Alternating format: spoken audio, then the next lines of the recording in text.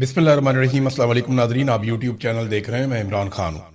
Nadreen, शेर अफजल मरवत ने जो कदम उठाया, आईनी अदालत में वो गए कि वजीर आला तब्दील किया जाए।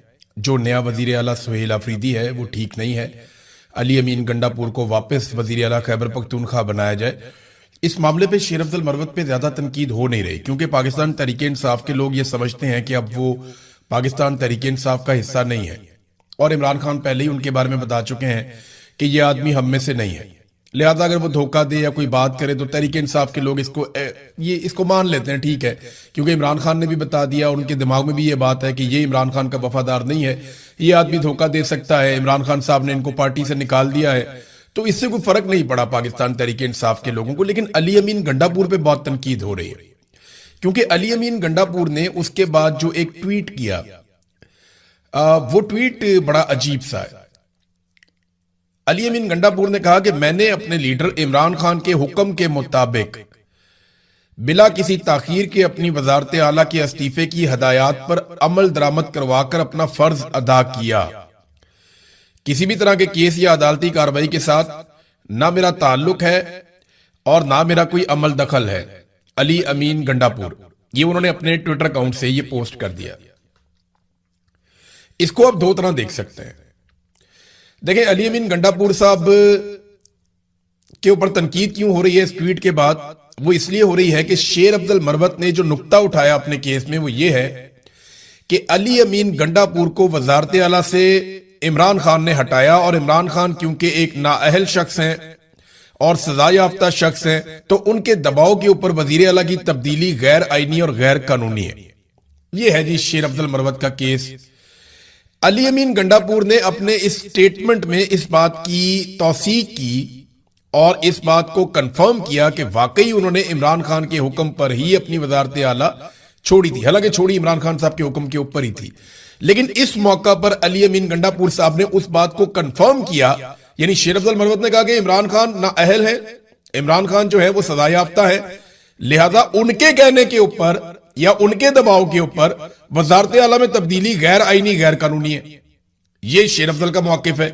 तो अली अमीन गंडापुर साहब आते हैं और वो कहते हैं जी बिल्कुल मैंने उन्हीं के कहने पे छोड़ा था। इसको इस एंगल से देखा जा सकता है। दूसरा यह है कि अली अमीन गंडापुर साहब ये बता रहे हैं कि मैंने तो इमरान खान की बात मान ली थी और मेरा इस केस से कोई ताल्लुक नहीं है। एक एंगल ये भी है कि अली अमीन, और ये बात वाकई आपको सबको माननी पड़ेगी कि अली अमीन गंडापुर ने उस वक्त लैतोलाल से काम नहीं लिया था। उनके पास ऑप्शंस भी कम थे, पार्टी उनके खिलाफ हो रही थी, कारकुन उनके खिलाफ हो रहा था, तो वो ज्यादा देर वहां पे टिक नहीं सकते थे। अगर वो जबरदस्ती रुकने की कोशिश भी करते तो तहरीक अदम एतमाद आती, वो उसके अंदर फारिग हो जाते। लेकिन अब अली अमीन गंडापुर साहब इस बात की तस्दीक कर रहे हैं कि जो शेर अफजल मरवत ने कहा, बात तो वही है कि मैंने इस्तीफा इमरान खान साहब के कहने के ऊपर दिया था। तो ये एक तरह से उन्होंने शेर अफजल मरवत की बात की तौसीक कर दी। अब यहां अली अमीन गंडापुर साहब ये भी कह सकते थे कि जी ये दरखास्त वापस ली जाए। देखें ना, आप ये वीडियो देखें, जो ताल्लुक शेर अफजल मरवत और अली अमीन गंडापुर का स्टेज पे नजर आ रहा है, जैसे जफ्फियां डाल रहे हैं, मिलकर हाथ उठा रहे हैं, और जिस तरीके से ये अपनी मकबूलियत शो कर रहे हैं, हालांकि उस वक्त दोनों अवाम में मकबूल नहीं थे। ये वो हालात थे जब शेर अफजल मरवत को इमरान खान साहब ने पार्टी से निकाल दिया हुआ था और अली अमीन गंडापुर साहब उनको पार्टी के अंदर रखना चाहते थे। तो ये आपस में देखें किस तरह शेरो शक्कर थे। ये भी एक टाइम था। अब अली अमीन गंडापुर साहब के कोई बुरे ताल्लुकात तो नहीं है शेर अफजल मरवत से, तो वो उन्हें फोन करके कह सकते हैं कि भाई आपने ये क्या किया।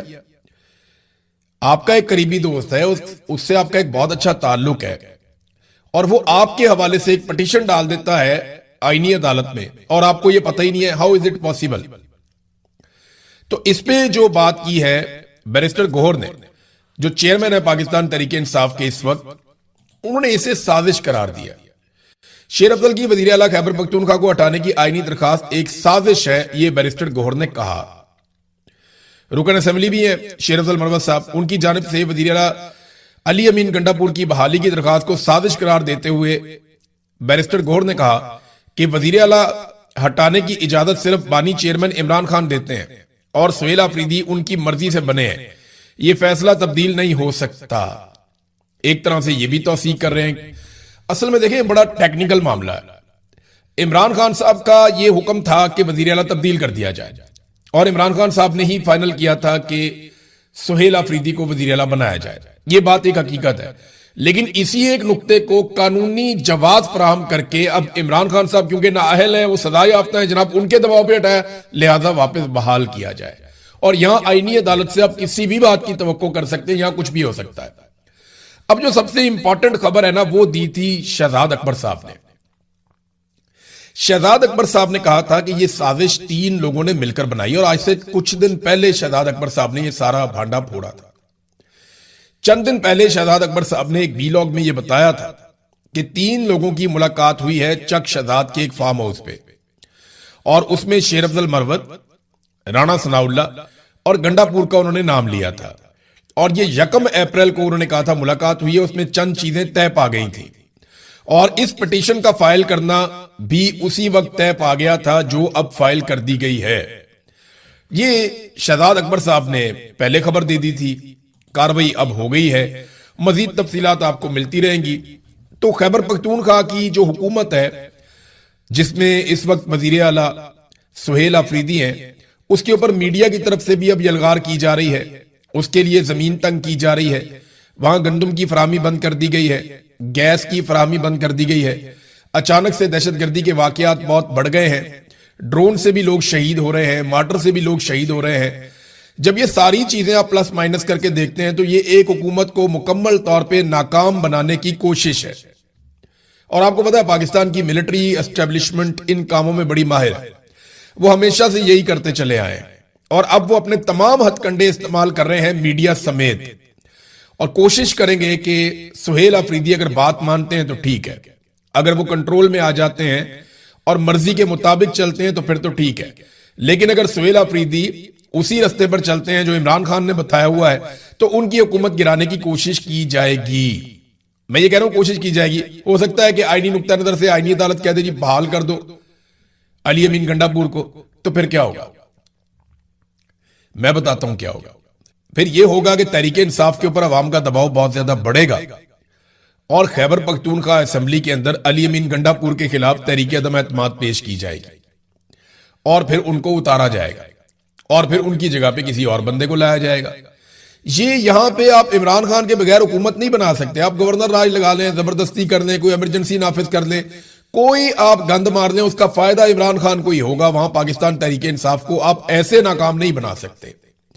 जब तक इमरान खान जेल के अंदर आपने बंद किया हुआ है, जोर जबरदस्ती से आपने पाकिस्तान तहरीक इंसाफ को कंट्रोल किया हुआ है, तब तक आप कारकर्दगी की बुनियाद के ऊपर भी वहां पे इमरान खान साहब को डीफेम नहीं कर सकते।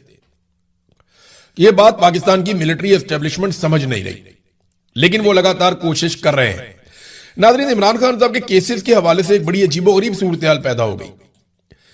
आपको पता है इमरान खान साहब का केस अलकादर यूनिवर्सिटी वाला वो चल रहा था इस्लामाबाद हाई कोर्ट में। 1.25 साल हो गया पाकिस्तान तहरीक इंसाफ ने एक दरखास्त डाली हुई थी सजा मुअत्तल करने की। इस्लामाबाद हाई कोर्ट वो सजा मुअत्तली की दरखास्त सुन ही नहीं रहा था। पहले एक और चीफ जस्टिस थे, फिर ये वाले चीफ जस्टिस भी थे, तो ये दरखास्त कोई सुन ही नहीं रहा था। 1.25 साल से नहीं सुनी, लेकिन एकदम दरखास्त आती है जनाब कि आप अपील सुन लें सजा के खिलाफ।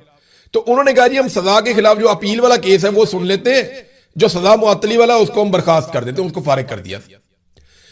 वो दरखास्त ही मुस्तरद कर दी जहां पे इमरान खान साहब की सजा मुअत्तली होनी थी।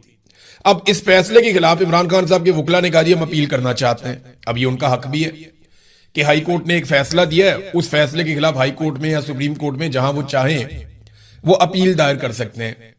लेकिन अपील दायर करने के लिए उन्हें जाना पड़ेगा इमरान खान साहब के पास, और वकालतनामे पे दस्तखत करके इमरान खान साहब से इजाजत लेकर आना पड़ेगा। अब वो बार बार बताते हैं अदालत में कि जनाब अपील दायर करनी है आपके फैसले के खिलाफ, लिहाजा मेहरबानी करें इमरान खान साहब से वकालतनामे पे दस्तखत करवाने दें। तो वहां जज साहब ये कहते हैं कि नहीं वो आपका अपना मसला है, हमारा मसला नहीं है। जहां पाकिस्तान तहरीक इंसाफ इमरान खान साहब के खिलाफ होने वाले एक फैसले के खिलाफ अपील में जाना चाहती है, वहां पे जज साहब कहते हैं कि जनाब वकालतनामे पे दस्तखत कराना आपका अपना मसला है। और अब जज साहब ने एक और फैसला जारी कर दिया है जहां वो अब सजा सुनाना चाहते हैं इमरान खान साहब को। तो ये जनाब अब अलकादर वाला केस है।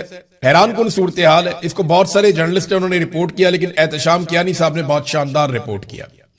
इमरान खान और बुशरा बीबी के वकील सलमान अकबर राजा ने इस्लामाबाद हाई कोर्ट के चीफ जस्टिस सरफराज डोगर की सरबराही में डिवीजन बेंच को बार बार बताया कि इमरान खान और बुशरा बीबी की सजा मुअत्तली की दरखास्तें मुस्तरद करके अपीलें सुनने के फैसले के मुतासरा है और अपील दायर करना चाहते हैं कि जनाब आपने ये क्या किया, क्या फैसला दिया आपने, जो कैदी का बुनियादी हक है। लेकिन सुपरिटेंडेंट अडयाला जेल अपील के लिए वकालतनामे पर दस्तखत करवाकर नहीं दे रहा। लेकिन चीफ जस्टिस सरफराज डोगर ने उस पर कोई दिलचस्पी नहीं की और जब ऑर्डर लिखवाया तो सुपरिटेंडेंट अडयाला जेल को यह कहा कि ये जो मेरा वाला केस है ना, जिसमें मैं सजा दोबारा देना चाहता हूं, इसमें आप वकालतनामे पे दस्तखत करवा दें। अंदाजा करें, एक ही जज है, एक ही अदालत है, उसी अदालत में केसेस लगे हुए हैं। वकील कहता है जनाब ये वाला जो केस है इसमें मैं इमरान खान के वकालतनामे पे दस्तखत करवाना चाहता हूं। जज कहता है नहीं, मेरा मसला नहीं है ये। वो वकील कहता है जनाब आप इजाजत दें, मैं वकालतनामे पे दस्तखत करवा के ले आऊं, मैं अपील करना चाहता हूं। जज कहता है नहीं, मेरा मसला नहीं है। लेकिन दूसरे ऑर्डर में वही जज कहता है कि जनाब वकालतनामे पे दस्तखत करवाएं क्योंकि इस केस में मैंने सजा देनी है।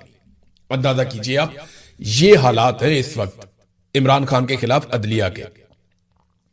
डोगर कोर्ट जो है वो सारा कुछ ऐसा कर रही है जो अदालत को जेब ही नहीं देता, ना किसी जज को ना किसी अदालत को। ये जज ये सोचते नहीं कि इन्होंने मरना है, इन्होंने जाके अल्लाह रब्बुल इज्जत को जवाब देना है, अल्लाह के सामने खड़े होंगे तो ये कैसे बताएंगे कि जज साहब मैंने जिस केस में सजा देनी थी उसमें मैंने सुपरिटेंडेंट ऑफ जेल को कहा कि दस्तखत करवा दे इमरान खान के, और जिसमें मैं केस नहीं सुनना चाहता था, जिसमें इमरान खान का कानूनी फायदा था, वहां मैंने ऑर्डर नहीं दिया।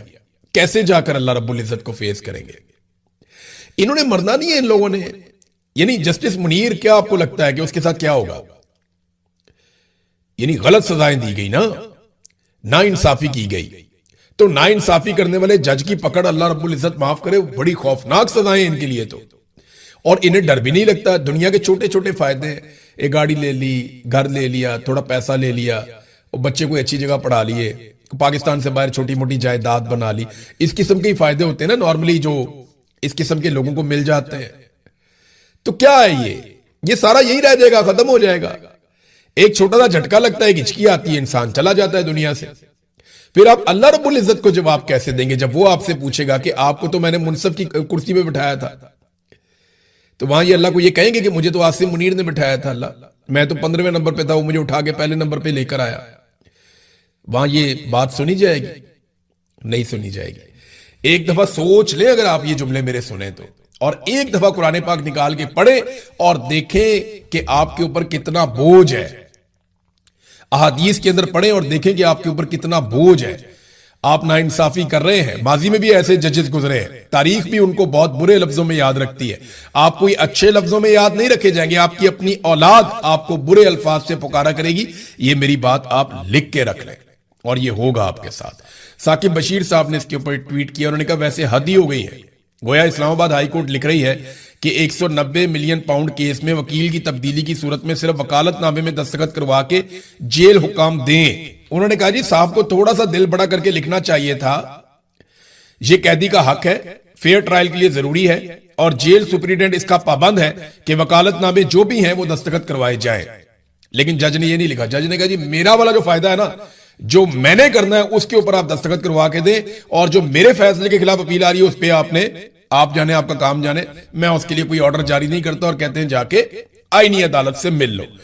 नाज़रीन, अब गंदम का बहरान बहुत तेजी से बढ़ता चला जा रहा है, और कर्जों के बढ़ने की रफ्तार में बहुत तेजी से पाकिस्तान में इजाफा हो रहा है। ये अभी हमें समझ नहीं आ रही, क्योंकि मौजूदा रजीम जिसे आसिम मुनीर साहब कंट्रोल कर रहे हैं, ये समझ आने ही नहीं दे रहा। ये आने वाले वक्त में आने वाली नस्लों तक को पता चल जाएगा कि पाकिस्तान के ऊपर कितना बोझ पड़ गया है। ये जितना कर्जा आसिम मुनीर साहब और इनके साथियों ने ले लिया है, पाकिस्तान की पूरी तारीख में इतना कर्जा नहीं लिया गया, और ये इसी रफ्तार से कर्जा लेते चले जा रहे हैं। इन्होंने जीरो बॉन्ड जारी किए, इन्होंने लगभग 80 अरब रुपया लिया, और पाकिस्तानियों को 550 अरब देना पड़ेगा 15 साल के बाद। नाजरीन, इन्होंने वो कर दिया पाकिस्तान की मईशत के साथ कि कोई बहुत बड़ा मईशत दान भी आ जाए ना, वो पाकिस्तान के अंदर पाकिस्तानी अवाम कुर्बानी भी दे, तो 10-15 साल से पहले पाकिस्तान इस शिकंजे में से नहीं निकल सकता जो इन्होंने पाकिस्तान के साथ कर दिया। और जितने दिन ये पाकिस्तान के अंदर इक्तदार में रहेंगे, हर गुजरते दिन के साथ जिस तरह ये कर्जा ले रहे हैं, जिस तरह ये मईशत को डबो रहे हैं, जिस तरह ये हर चीज को बर्बाद कर रहे हैं, मुल्क खसारे में जा रहा है, हर गुजरते दिन की कीमत पाकिस्तानियों को महीनों तक चुकानी पड़ेगी। ये बात आप मेरी लिख कर रख लें। इकोनॉमी पर बात होने ही नहीं दे रही है। मीडिया के अंदर इन्होंने ड्रामा लगाया होता है कि पीटीआई के इख्तलाफात के ऊपर कर लो प्रोग्राम, फलाने के स्टेटमेंट के ऊपर कर लो प्रोग्राम, जनाब मरवत ने ये कर दिया इसके ऊपर प्रोग्राम कर लो, उस पर कर लो। भाई असल काम ये है, पाकिस्तान की इकोनॉमी बर्बाद हो गई, आम आदमी रुल गया पाकिस्तान का। गुर्बत और महंगाई की शरह रिकॉर्ड इजाफे के साथ बढ़ गई है। पाकिस्तान में बेरोजगारी की शरह बहुत ज्यादा बढ़ गई है। नौजवान बेरोजगार फिर रहे हैं, उनके पास काम करने के लिए नहीं है और हर उम्मीद नौजवानों से छीन ली गई है। सरमाया पाकिस्तान से बाहर निकल रहा है, बाहर से कोई आदमी पैसा पाकिस्तान में लाने के लिए तैयार नहीं है। और आज पाकिस्तान का मीडिया अवाम के सामने माइक लेकर भी नहीं जा रहा कि अवाम से पूछा जाए कि जनाब क्या सूरत हाल है, आपके ऊपर क्या गुजर रही है। कुछ भी नहीं हो रहा ऐसा।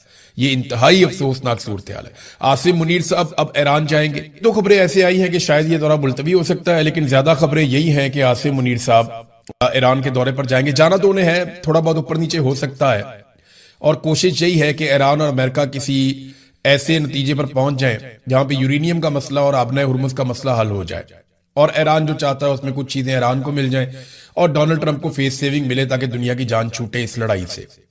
उधर प्यूटन ने कुछ चीजें बताई हैं प्रेसिडेंट शी को, क्योंकि आपको पता है कि प्यूटन इस वक्त दौरे पर है चाइना के, और वहां उनकी मुलाकात हुई है प्रेसिडेंट शी के साथ। तो उन्होंने बताया कि कुछ चीजें तय पा गई थी और कुछ मामला हल होने के करीब पहुंच गए थे, और ईरान की जो यूरेनियम का मामला है उस पर अमेरिका बहुत परेशान है और उसका हल एक निकाल लिया गया था। रूसी सदर ने चीनी सदर को यह बताया, और ये जो स्टेटमेंट है ये रूसी सरकारी दफ्तर क्रेमलिन से ये स्टेटमेंट जारी किया गया है कि सदर प्यूटन ने शी जिनपिंग को एक बार फिर तजवीज दी कि रूस ईरान की यूरेनियम को अपनी सरजमीन पर मुंतकिल करके महफूज रखने के लिए तैयार है। उन्होंने बताया कि रूस ऐसा सिर्फ इसलिए करना चाहता है ताकि ईरान, अमेरिका और इसराइल के दरमियान जो कशीदगी है वो कम की जा सके और खित्ते में अमन आ जाए। सदर प्यूटन ने कहा था कि इब्तदाई तौर पर तमाम फरीक इस फार्मूले पर मुत्तफिक हो गए थे, यानी अमेरिका, इसराइल और ईरान सब मान गए थे कि ठीक है यूरेनियम अगर चली जाती है रूस में तो इससे सब मुत्तफिक हो जाएंगे। लेकिन बाद में अमेरिका ने मौक़िफ़ सख्त करते हुए मुतालबा किया कि यूरेनियम रूस जाने की बजाय अमेरिका की निगरानी में उसे मुंतकिल किया जाए और अमेरिका के पास मुंतकिल हो जाएगी। उसके बाद ईरान ने भी अपना मौक़िफ़ बदल लिया। अब रशिया ये कहता है कि हम दोबारा से ईरान को कायल करने की कोशिश कर सकते हैं अगर अमेरिका इस बात के ऊपर आमादा हो जाता है तो। इसराइल की खैर है, अमेरिका आमादा हो गया तो बात खत्म। इसराइल तो 1.5-2 घंटे की खुराक है ईरान की, अगर वो नहीं मानेगा तो ईरान खुद ही उसको मना लेगा। लेकिन असल मामला यह है कि अमेरिका इस बात को मान ले। तो रूसी सदर ने कहा जी पहले इस चीज के ऊपर ये लोग मुत्तफिक हो गए थे, लेकिन उसके बाद दोबारा से बिगड़ गए। अब एक और खबर आ रही है इसी यूरेनियम के हवाले से, और वो सुप्रीम लीडर के हवाले से है। मुश्तबा खामनाई जो ईरान के मौजूदा सुप्रीम लीडर हैं, उन्होंने मुल्क के आला हुकाम को हदायत दी है कि ईरान का अफसूदा शुदा यूरेनियम किसी भी सूरत मुल्क से बाहर मुंतकिल नहीं किया जाएगा। यानी जो भी करना उसके साथ ईरान के अंदर करो, निगरानी में हो जाए, कुछ भी हो जाए, लेकिन ईरान आसान हो गया। तो अब पाकिस्तानी खड़े होंगे, कब खड़े होंगे इसके बारे में हम बात करते हैं आगे चलकर। लेकिन बलूचिस्तान और खैबर पख्तूनख्वा को गंदम नहीं दी जा रही। देखिए ये दोनों जो सूबे हैं ये गंदम पैदा नहीं करते। बलूचिस्तान में गंदम पैदा होती है लेकिन उनकी जरूरत से कम होती है, उनके पहाड़ी इलाके हैं और वहां पे उस तरीके से जमीन नहीं है जैसे पंजाब में है या सिंध में, और उस तरीके से वहां पे गंदम की पैदावार बड़े पैमाने पर नहीं हो सकती। लेकिन उनके पास और बहुत कुछ है। इसी तरह बलूचिस्तान में रेगिस्तान है बहुत बड़े बड़े, और उनके पास भी गंदम की पैदावार के लिए उस तरह से पानी या बाकी चीजें नहीं है कि वो बड़े पैमाने पर गंदम पैदा करें अपने लोगों के लिए। तो होता यह है कि खैबर पख्तूनख्वा से बिजली, गैस और बहुत सारी मादनियात और पानी ये सब जाता है पंजाब में और सिंध में। उसके बदले में यहां से गंदम जो है वो खैबर पख्तूनख्वा को मिलती है, तो मिलजुल कर ही काम चलता है ना। इसी तरह बलूचिस्तान से बेशुमार मादनियात, बहुत बड़े पैमाने पर गैस, कोयला, पूरा पाकिस्तान इसका फायदा उठाता है, और बलूचिस्तान के लोग जिनकी तादाद बहुत कम है उन्हें इसके बदले में गंदम भी मिलती है। लेकिन हुआ यह कि सिंध और पंजाब दोनों की हुकूमतों ने गंदम की नकलो हरकत के ऊपर पाबंदी लगा दी। क्योंकि देखें गंदम की पैदावार कम हुई हुकूमत की पॉलिसीज की वजह से, किसान को बहुत मार